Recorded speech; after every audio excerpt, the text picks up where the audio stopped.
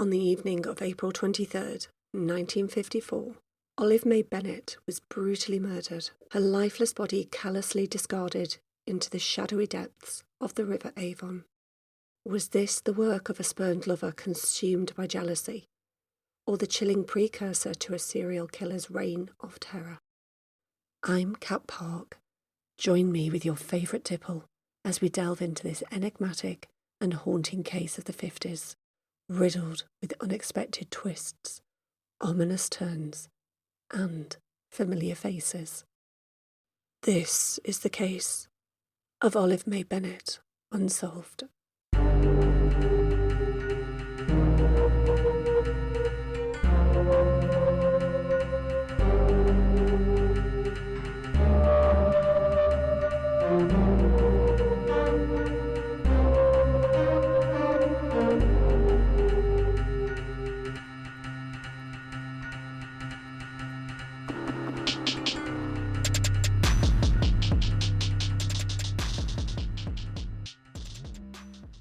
Before we continue, it's important to provide a trigger warning. Some of the details we will discuss in this episode are intense and disturbing in nature, involving scenes of death and violence. These may not be suitable for some audiences, particularly younger listeners, so please consider this warning seriously. Your emotional safety and mental health are important to us, and we encourage you to engage with our content in a way that respects your personal limits. The year is 1954. The location? Stratford-upon-Avon, England. Following World War II, the 1950s marks a transformative era characterised by rejuvenation and a sense of hope. Full employment bolsters social welfare provisions and a newfound hope for the future. It's a time that is catapulting society towards modernity on wings of lofty ambition. As the post-war optimism blooms, the United Kingdom is also undergoing a transformative period. The nation is still adjusting to the coronation of Queen Elizabeth II a year prior, the youngest queen since 1837, symbolising the dawn of a new era.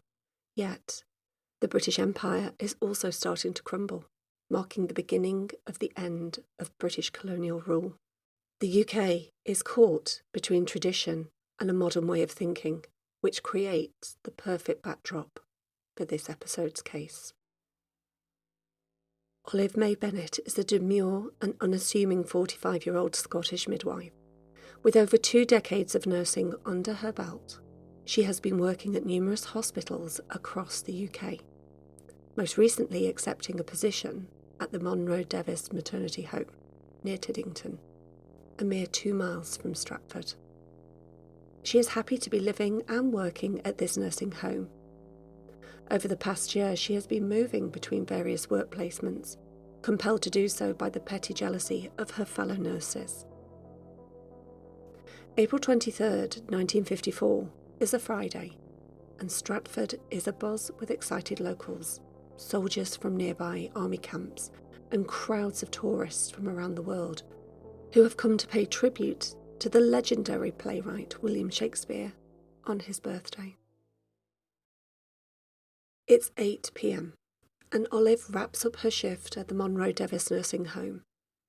She informs her colleague, Sister Anne Swarbrick, that she plans to unwind over drinks with a friend in Stratford, promising to return by 2 a.m. She indicates that this meet-up was only arranged the night before. A petite woman with sandy hair tinged with grey sports a classic 50s hairstyle, a style that makes her look a lot older than her 45 years.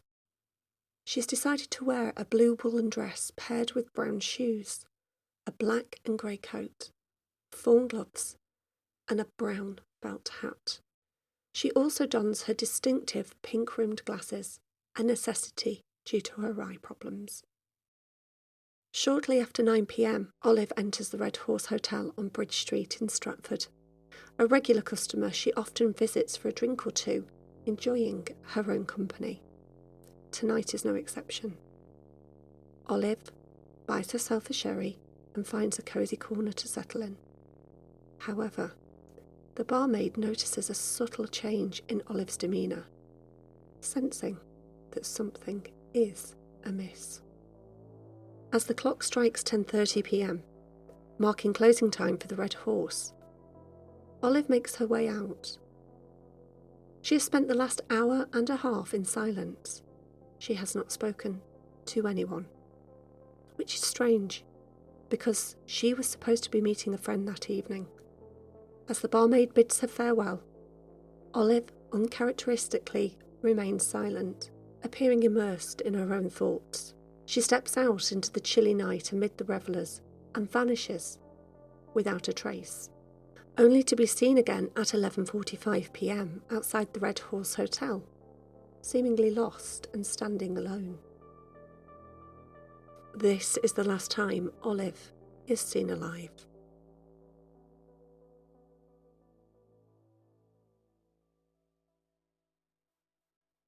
As dawn breaks on Saturday the 24th of April, a sequence of unusual events starts to unfold. Ted Clifford, getting ready for his day working at a nearby hotel by the River Avon, leisurely walks along the lane next to the Holy Trinity Church, a 12th century sanctuary and the final resting place of Shakespeare.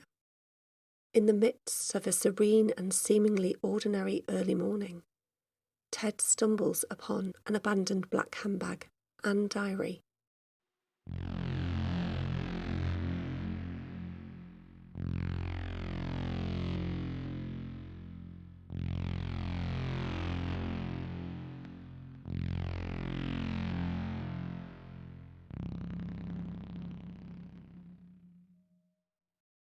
Meanwhile, in a distant corner of the churchyard, George Anderson, the church's gardener, stumbles upon his own peculiar discoveries.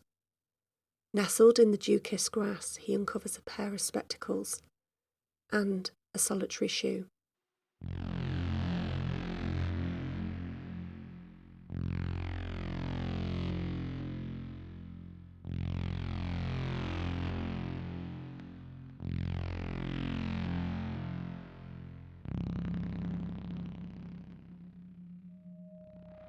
To add to the intrigue, perched on top of the churchyard wall, he spots the lower half of a set of dentures.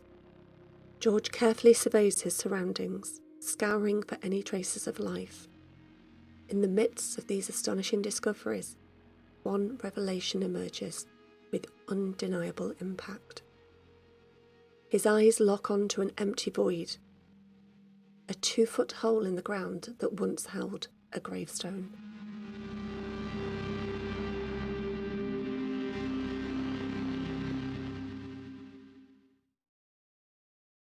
Both Ted and George are struck by the gravity of the situation.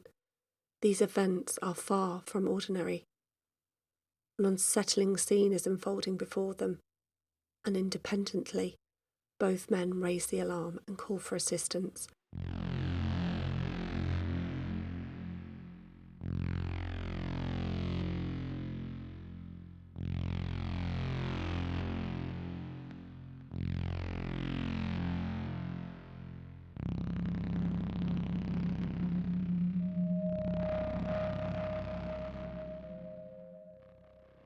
With a sense of urgency, police divers plunge into the murky depths of the River Avon, meticulously scouring the riverbed. It doesn't take them long to discover the lifeless body of a woman. The missing gravestone is found a few yards away from her. The body is that of nurse Olive May Bennet.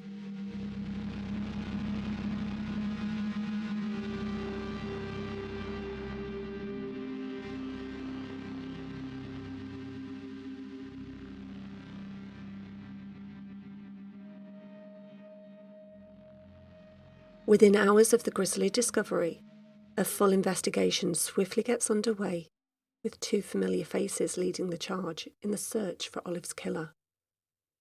Detective Superintendent Alex Spooner, head of Warwick CID, known for his sharp instincts and unwavering dedication, joins forces with Detective Inspector John Capstick of Scotland Yard, renowned for his expertise in solving complex cases. This formidable duo are no strangers to high-stake investigations, leaving no stone unturned. In a previous episode of the Murder Wine ClubPodcast, they showcase their meticulous teamwork while delving into the puzzling case of Charles Walton. Now they are faced with a new challenge, unravelling the mystery behind the brutal murder of Olive Bennet.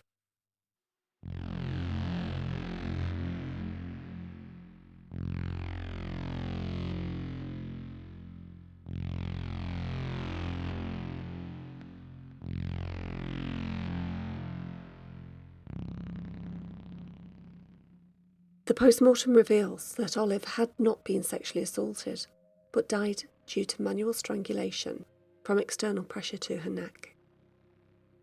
Her injuries are so extensive that the majority of all the structure within her neck has suffered severe damage. This, concluded by the pathologist, is a savage and brutal attack by a person who is strong and powerful.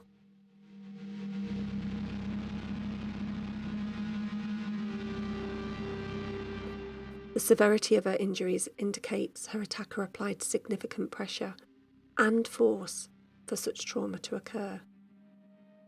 The culprit is not only strong, but also ruthlessly determined.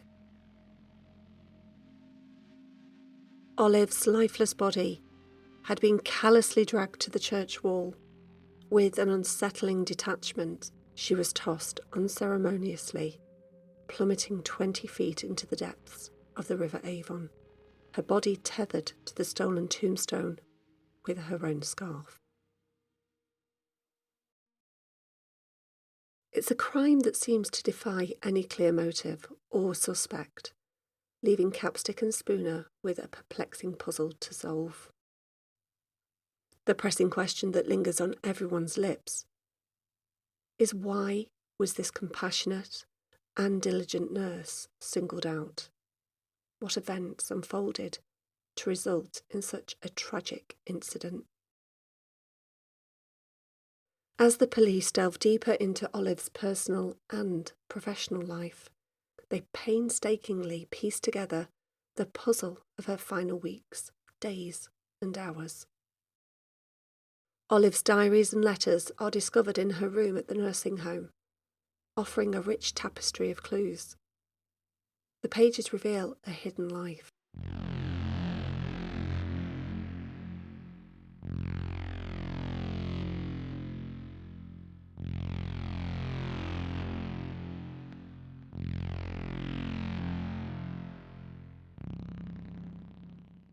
Working tirelessly, the police enlist additional personnel to meticulously sift through the wealth of information and evidence before them. It becomes increasingly obvious to the detectives that the answer as to why someone would end the life of this compassionate and devoted nurse rests hidden within her personal life. One such well-kept secret involves a man, rumoured to be significantly older than her. During Olive's inquest, opened on the 28th of April 1954, Olive's father, John Fraser Bennet, confirms this relationship, his words resonating with sorrow and disbelief. It appears that Olive has become enamoured with this man, but her parents have harboured deep reservations about the relationship back in October of the previous year. Their unease intensified when her mother stumbled upon a concealed letter in Olive's handbag, exposing the clandestine nature of their affair. Olive's secrecy raised troubling questions with her parents, and concerned for her welfare, Mr. and Mrs. Bennet had asked Olive what a man in the region of 50 years of age could want with her. Why did Olive feel the need to hide this relationship? Could the man be married, prompting Olive to keep their liaison under wraps? Or was there something more sinister lurking beneath the surface? To try and grasp Olive's reluctance, delving into the societal norms of the 1950s is essential.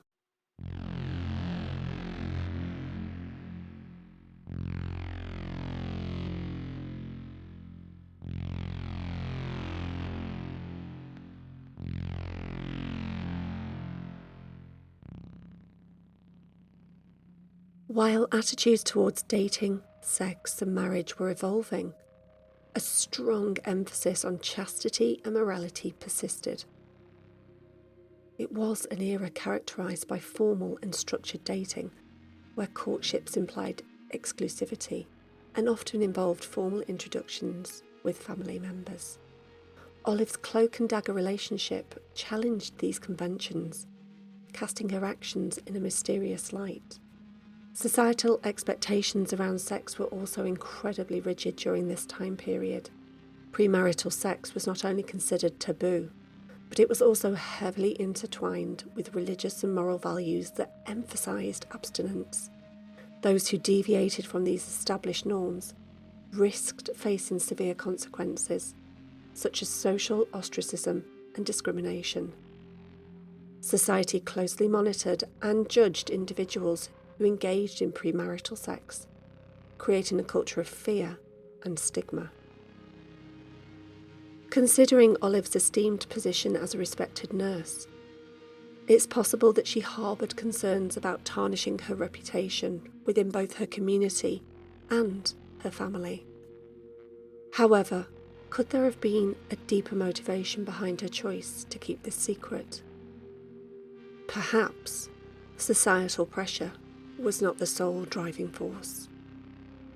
Despite her parents' insistence to end the relationship, Olive seems unaffected by their pleas. Concerns had grown as a number of alarming changes in her behaviour became more evident to her friends and colleagues. Previously a teetotaler, Olive now frequented local pubs, staying out until the early hours of the morning. Additionally, she had developed a significant smoking habit. More disturbingly, her once healthy savings had dwindled alarmingly in the months leading up to her death. Who was this man who had so drastically altered Olive's life?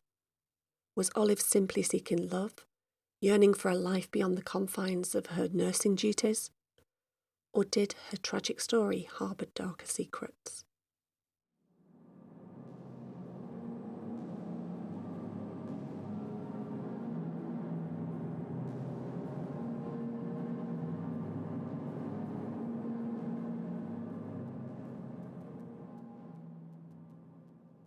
As the investigation continues, the police come across a shocking revelation.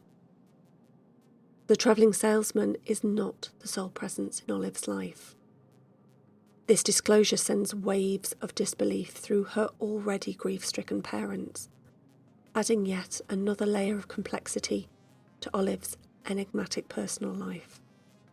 Police begin to untangle the intricate web of her personal affairs. Within the churchyard crime scene, Olive's discarded diary holds vital clues about her relationships. It reveals Olive has been meeting with no fewer than 12 men in recent weeks. Urging these men to step forward and assist in the investigation, the police encounter reluctance, which hints at two possibilities. Either they are married and apprehensive about the consequences of their involvement, or one of them is Olive's killer.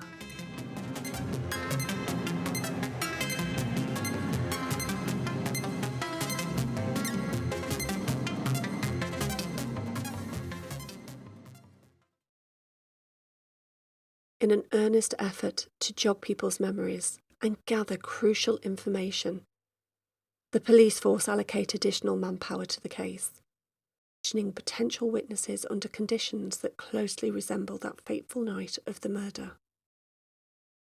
Their focused inquiries are particularly directed towards those festive revellers who had partaken in the town's vibrant celebrations on the evening of the 23rd of April. Of particular interest are any individuals who might have crossed paths with Olive, and a man fitting the description of a burly, middle-aged, fair-haired individual seen near the Holy Trinity Church.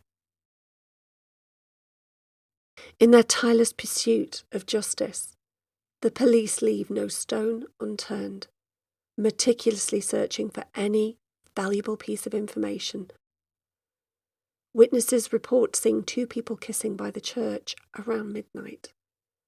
All three describe Olive, and a man matching the person of interest description. Yet, their accounts cannot be corroborated.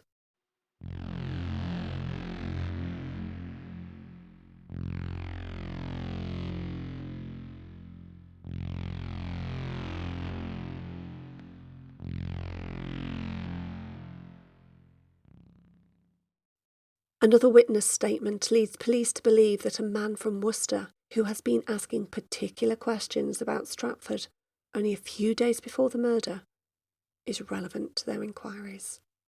In an unconventional move, the police ask a local newspaper typist to dress up in the actual outfit Olive wore when she was murdered. Photos are taken of the model and Olive's face superimposed onto them. The photo is shown to locals around Stratford during the reconstructions. This visual aid, although macabre, is the best means detectives have to help catch Olive's killer in the pre-digital age.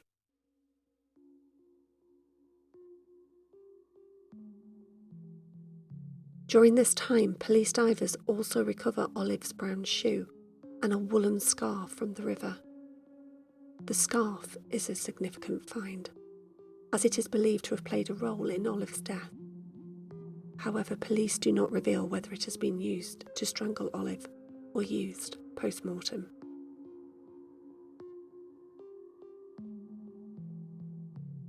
Capstick and Spooner hold a series of press conferences, hoping to jog people's memories and prick the conscience of the men who have been dating Olive, urging them to come forward.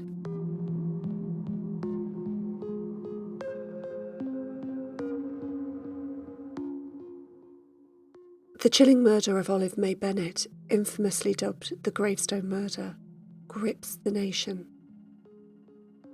The media and locals have even taken to calling the elusive killer the Stratford Strangler. Despite international attention, Capstick and Spooner remain convinced that the murderer is local. They believe that someone in Stratford holds the key to unlocking this mystery. They may just not realise the importance of the information they possess.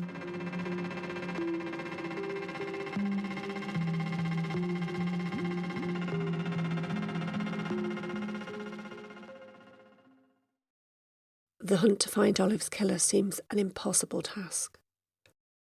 On the night of Olive's murder, Stratford was teeming with visitors from around the globe. Compounded by Olive's intricate romantic entanglements and the hesitancy of witnesses to step forward, the investigation poses a daunting challenge. There are potentially over 1,000 people police need to track down and interview. However, after a few weeks, the police finally get a breakthrough.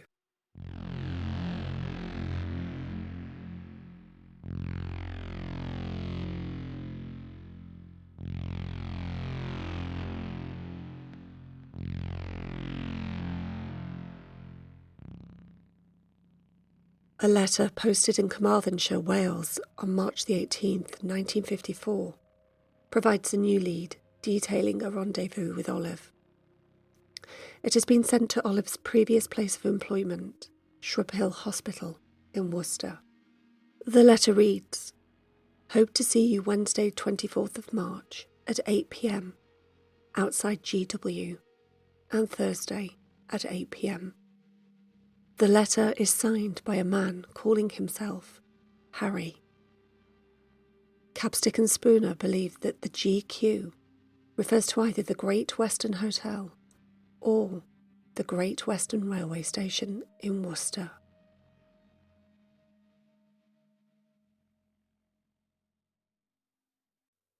Along with their team, the detectives race over to Worcester.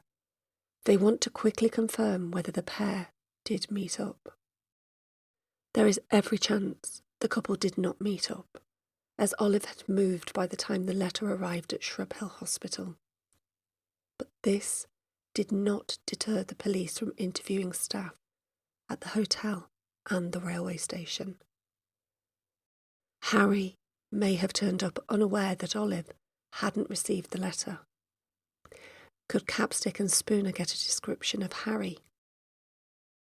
If they can, it's crucial in the search for the missing Harry.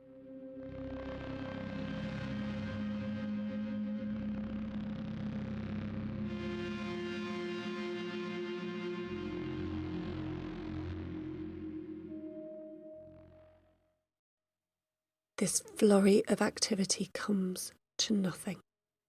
Not one person can recall seeing the couple together, nor can they remember seeing a man waiting for his date. It's the first of many blows to the investigation.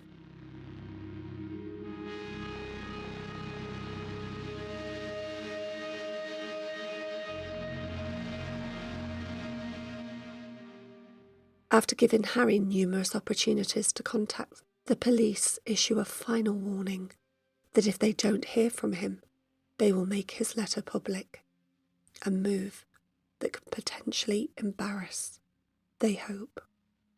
Police confirm that the handwriting will identify the elusive Harry. There is something quite distinct in how some of the letters have been written, especially the letter B. Alas, Harry does not come forward, and the police send the letter to the press.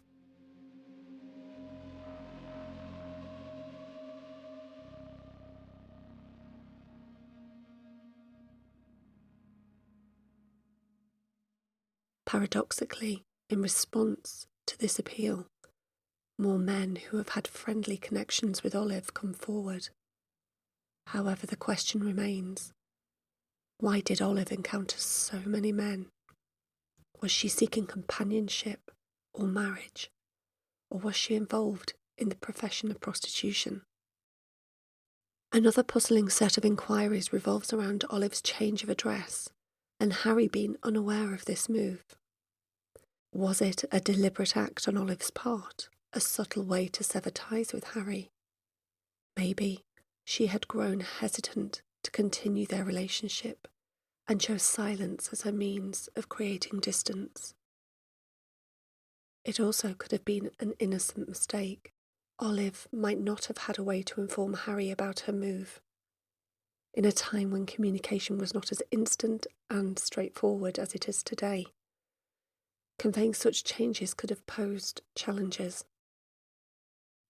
However, we cannot dismiss the possibility that fear played a role. Could she have been seeking to protect herself by making it difficult for him to locate her? Whatever the reason, this trail of question weaves a complex tapestry of uncertainty, once again highlighting the intricate dynamics that surround Olive's relationships and her final days.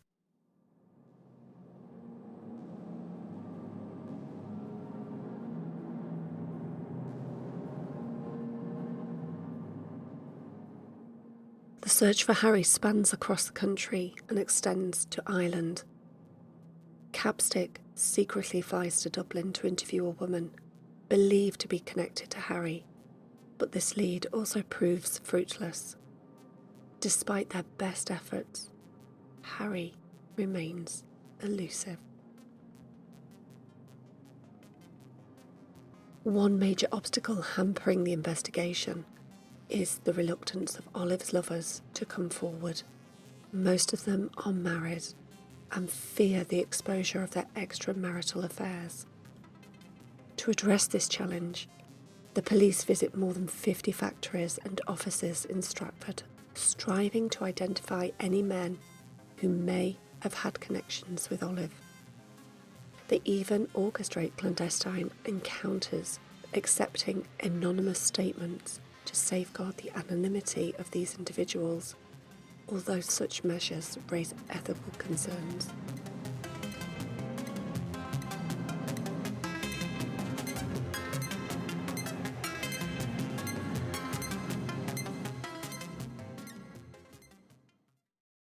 By the end of May 1954, the case has taken many twists and turns, As the net widens, police forces across the country join the hunt for Olive's murderer. From Leeds to Manchester, Nottingham to London, and even further afield, no stone is left unturned in the relentless pursuit of justice for Olive Bennet. The Stratford Strangler case is far from straightforward.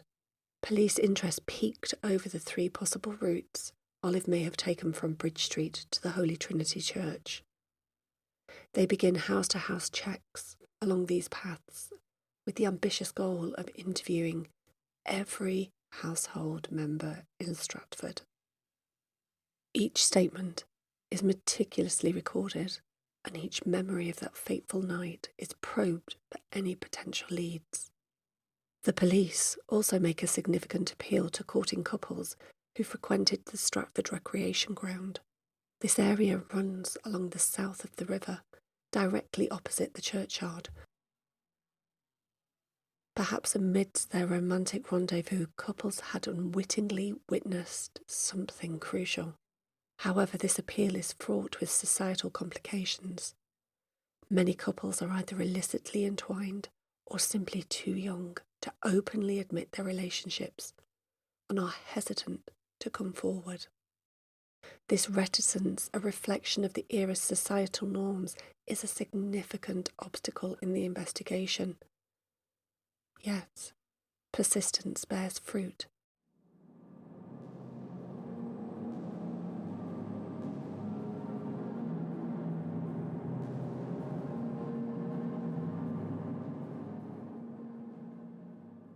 As more witnesses eventually step forward, they report seeing a man matching the previously given description fleeing from the crime scene.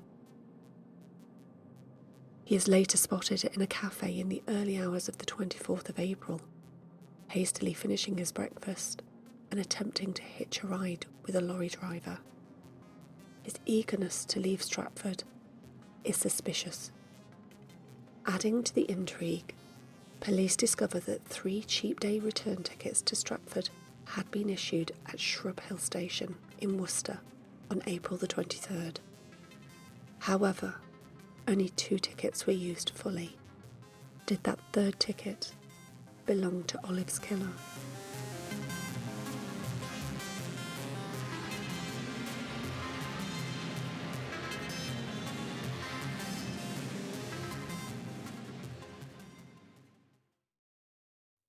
In a dramatic twist, an overnight train from Manchester to Euston is halted by police. A New Zealander fitting the description of the burly man seen near the murder scene is arrested. However, this also proves futile. The man provides a solid alibi, accounting for his movements, and once again bringing the investigation to a standstill. The police remain tight-lipped about any substantial progress. To the public eye, it seems like the investigation is going in circles, with every lead hitting a dead end. The mystery of Olive's murderer remains unsolved. Adding an eerie touch to the case, a spray of blossoms mysteriously appears at Olive's graveside, 6 weeks after her burial. A note scrawled on the margin of a newspaper bears the words, "Sweet Memories."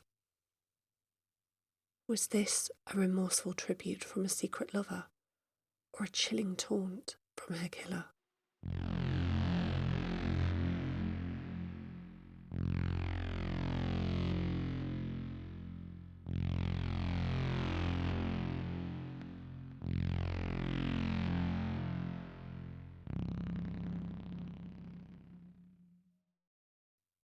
On the 30th of June 1954, the jury at Olive's inquest returned a verdict of murder by person or persons unknown.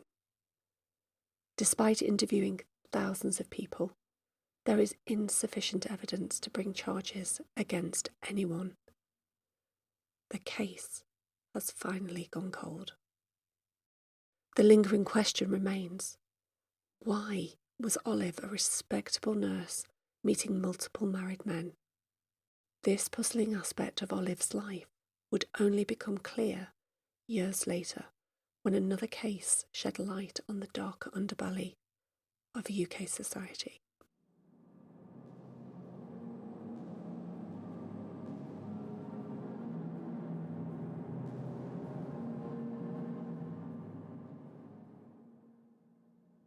Olive Bennet's murder case is given a fresh impetus by two more murders sharing striking similarities.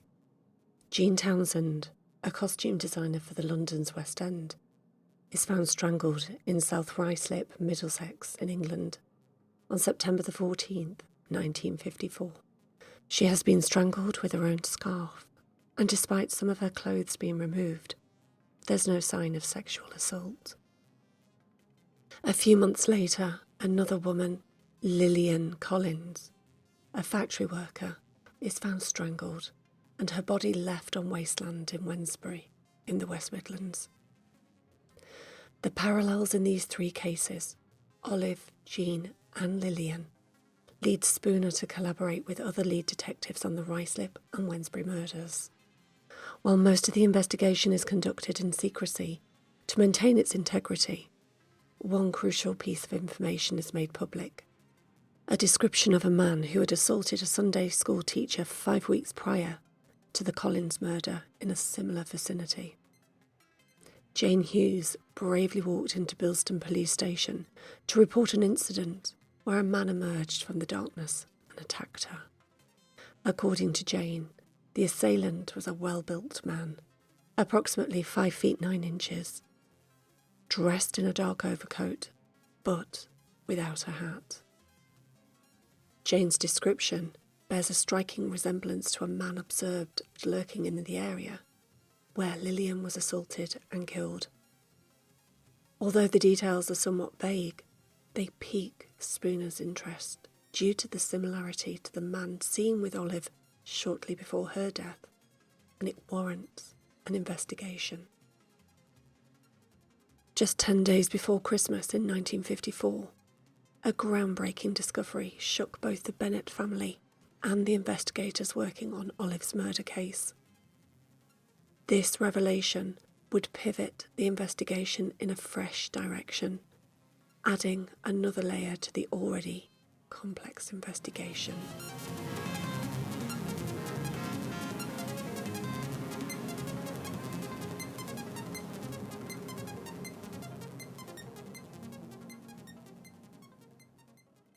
This is the first of 2 episodes of the Olive May Bennet Unsolved case. If you like our show, please give us a 5-star rating and review. And remember to tell your friends. Thank you for supporting the Murder Wine Club podcast. We really do appreciate it. You can listen to all of the episodes of the Olive May Bennet case right now before anyone else by joining the Murder Wine Club Access All Areas membership.